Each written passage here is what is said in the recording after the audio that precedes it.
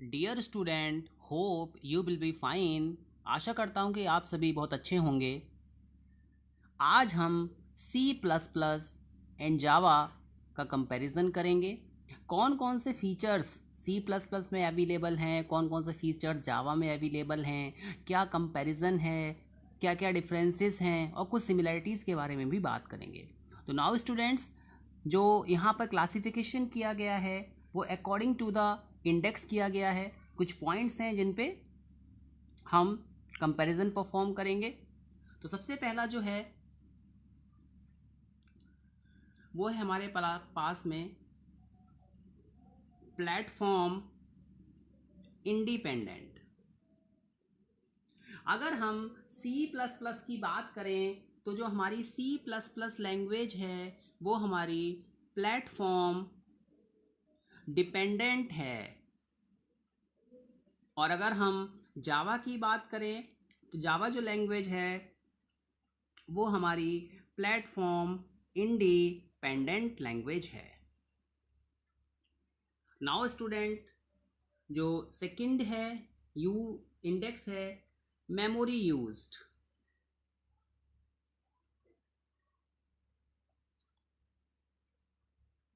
अगर हम मेमोरी की बात करें तो जो सी प्लस प्लस है वो हमारी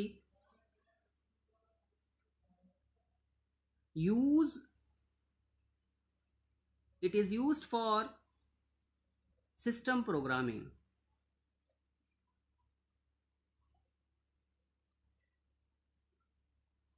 और वो कहीं ना कहीं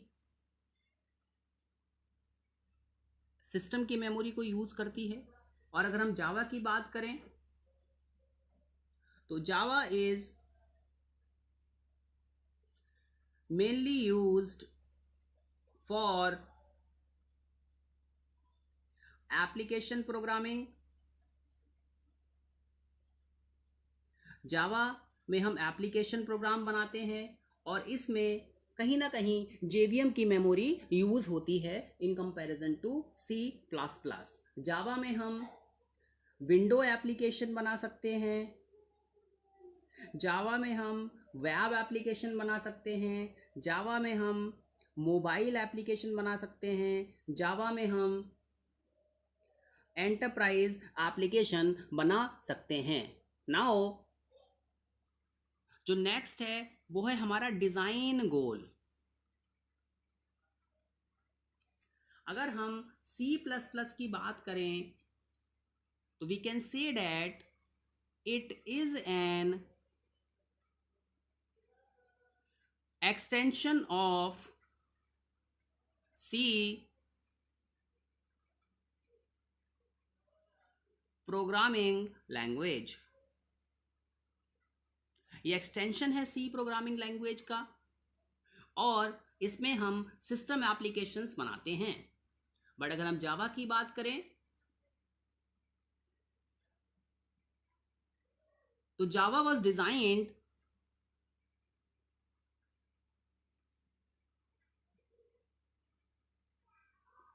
and created as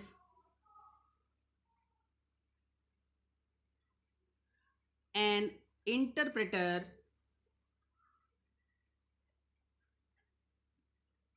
for printing systems, but later extended as a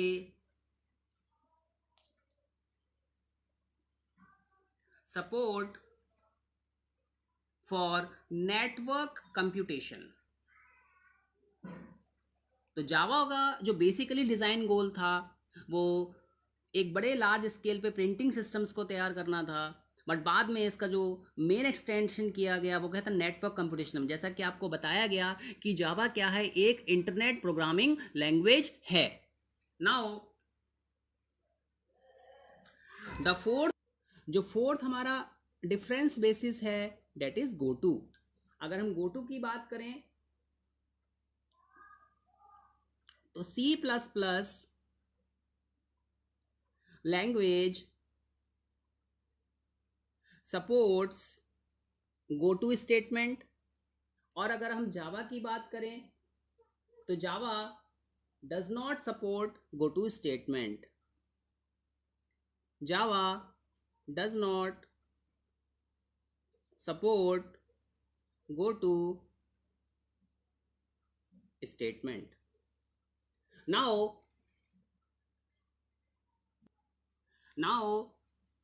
the next difference classification is based on multiple inheritance। तो जो हमारा मल्टीपल इनहेरिटेंस है, अगर हम बात करें सी प्लस प्लस की, C plus plus supports inheritance. C plus plus में मल्टीपल इनहेरिटेंस होता है। It means we can develop a class with the help of two classes. It means किसी भी क्लास थर्ड, चाहे दो पेरेंट हो सकते हैं। बट अगर हम जावा में बात करें तो जावा doesn't support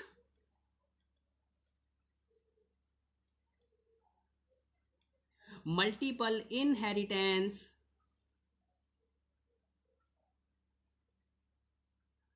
through class। जावा में हम क्लास बनाते हैं, क्लास की हेल्प से आप मल्टीपल इनहेरिटेंस को अचीव नहीं कर सकते हैं। बट अगर आप इसको अचीव करना चाहते हैं तो जावा में हम मल्टीपल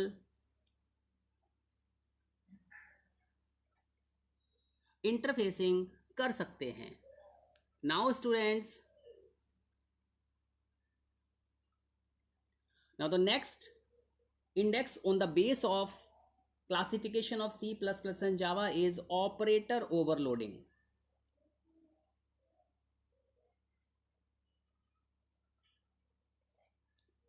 तो अगर हम ऑपरेटर ओवरलोडिंग की बात करें तो जो हमारी C++ है, C++ supports operator overloading. Java does not support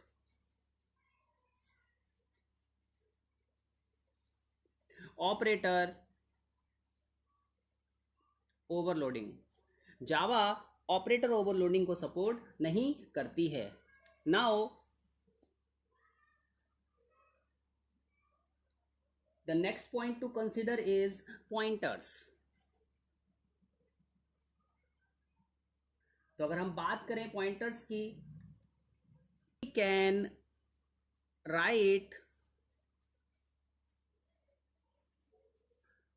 pointers in C++।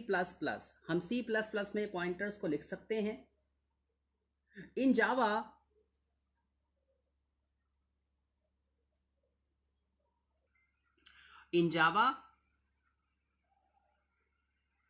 we cannot create pointers।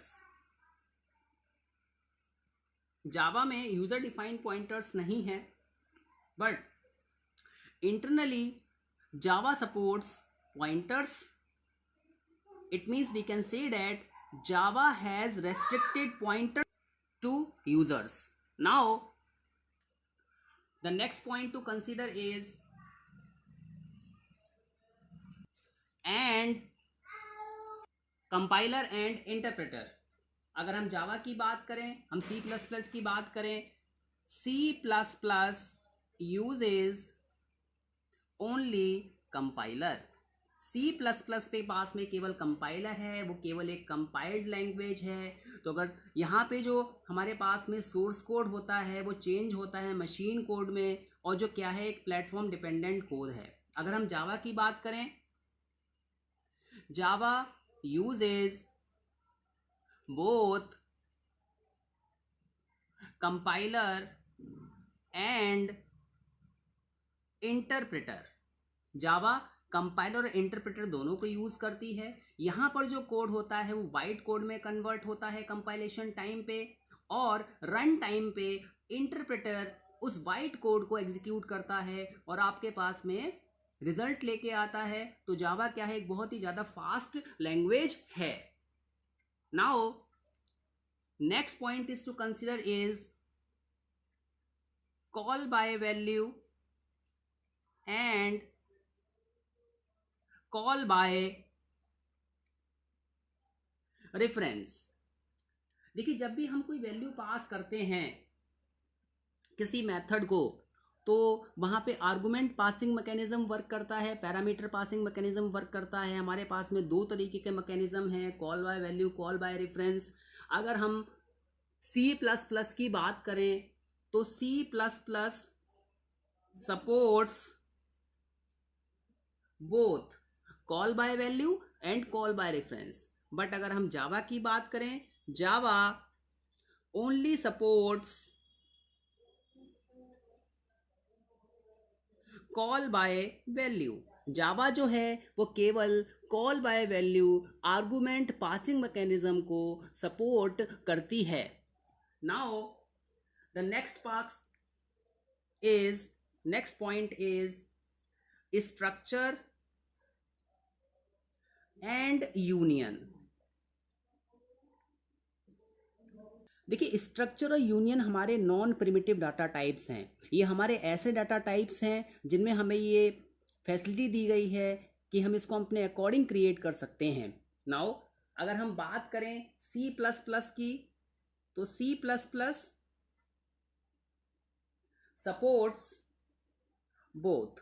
C++ में हम स्ट्रक्चर भी बना सकते हैं और यूनियन भी बना सकते हैं। बट अगर हम जावा की बात करें, जावा does not support structure and union because जावा में जो कुछ भी हम लिखते हैं वो हमारा क्लास के इनसाइड होता है, और क्लास क्या है, एक टेम्पलेट है, एक स्ट्रक्चर की तरह है जिसमें हम वेरिएबल्स को और मेथड्स को बाइंड करते हैं। Hope you have understood this one. Thank you very much.